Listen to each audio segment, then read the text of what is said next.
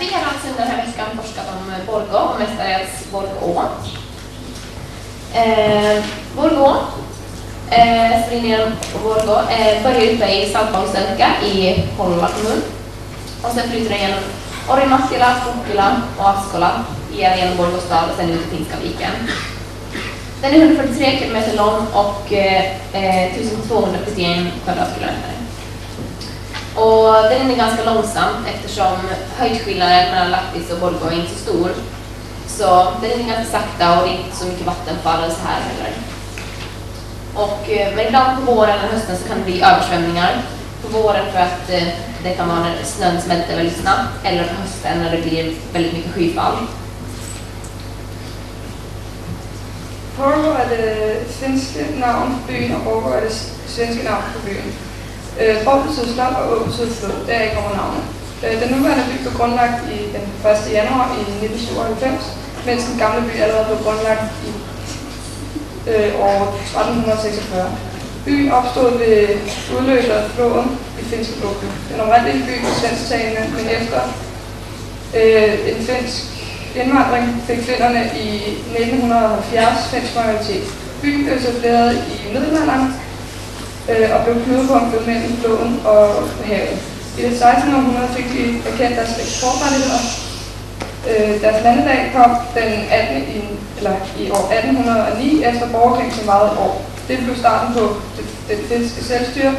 Byens navn dukkede der først op i det 14. århundrede. Och nu får ni höra en berättelse som hände vid Borgåån och den heter Djurböles meteor. Det var den 12 mars år 1899. Det var inget speciellt med denna kväll. Killarna och tjejerna sprang runt gatorna, smygrökte i buskarna och hånglade med varandra. Från gymnasiegatans bostad slapp man inte ut på kvällarna utan man måste läsa sina läxor. Efter det gick hela familjen till salen och frun läste historier från Bibeln. Historier som berättade om den yttersta dagen. Hon sa att Borgå kommer ännu att få sitt nog.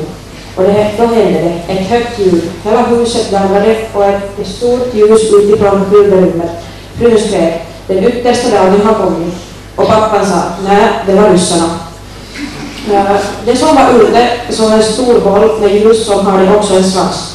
Den flög med fart och lyste upp hela staden. Följande morgon berättades det i tidningar att en meteor hade flugit över Borgå och fallit ner till havet i Djurböle, strax utanför Borgå. Ingen vet varifrån meteoren kom. Den enda sak man vet är att den föll ner i Djurböle och fick sitt namn därifrån.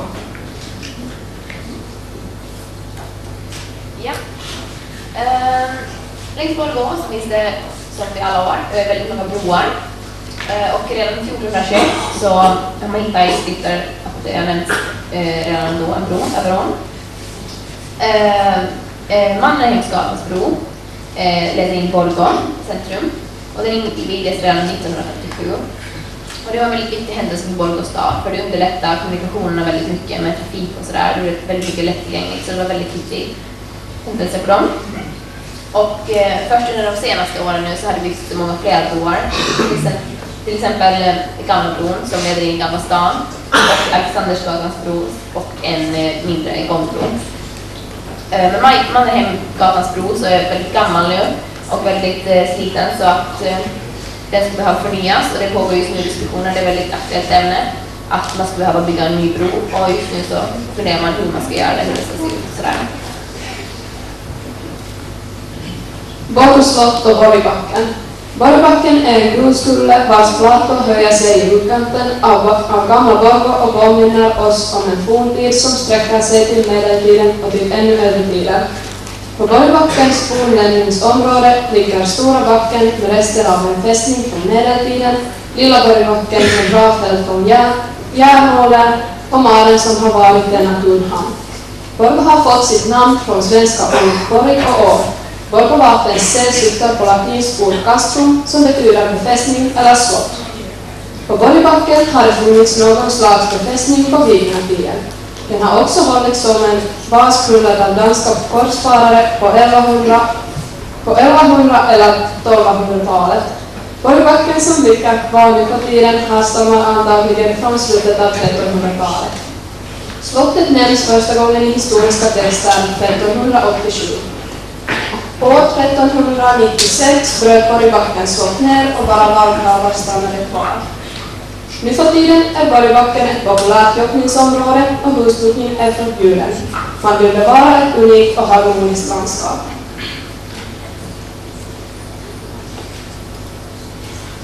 Sjöborna som ligger vid sidan av Borgås användes som tillfälligt lager för till exempel kaffe, vin och tobak. Sjöborna var rödvillefärgade för att skydda stockarna mot vind och sol. Det kom handelsmän med båtar för att sälja och köpa varor till Borgås. Det byggdes en lite större byggnad bredvid sjöborna som användes också som tillfälligt lager. Den var tjänare till Borgås första varuhus, Sinolins varuhus. Idag är det stora byggnader, en restaurang och sjöborna är privatägda bostadshus eller uthus. Det är många turister som kommer för att se vyerna över Borgås. Och det är många målare som använder sjöborna för sina konstnärliga verk. Borgå är en populär sommarturistmål. Människor utom Finland och utomlands kommer för att se Finlands näst äldsta stad och som är särskilt välkänd kulturstad tack vare sina tiotals museer och konstgallerier. De viktigaste platserna att besöka i Borgå är definitivt Gamla stan och Borgå domkyrka och Nationella skaldens J.A. Brunbergs hem som är ett museum idag. Brunbergs sötsaksfabrik är också ett av Borgås varumärken. Dess rötter sträcker sig tillbaka till förra århundradet då A.V. Lindfors bageri började tillverka karameller. Till Brunbergs sötsaksfabrik ändrades det år 1928 när Borgåbon Lennart Brunberg köpte fabriken och började tillverka choklad som blev småningom företagets huvudprodukt.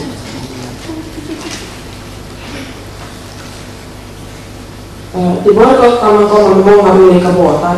Den mest berömda är J.A. Brunberg som kryssar mellan Helsingfors och Borgå. Från Helsingfors kan man komma också med MS Katarina-båten. Och sen i Borgå finns det också en gästhamn. Man kan komma hit med en egen båt.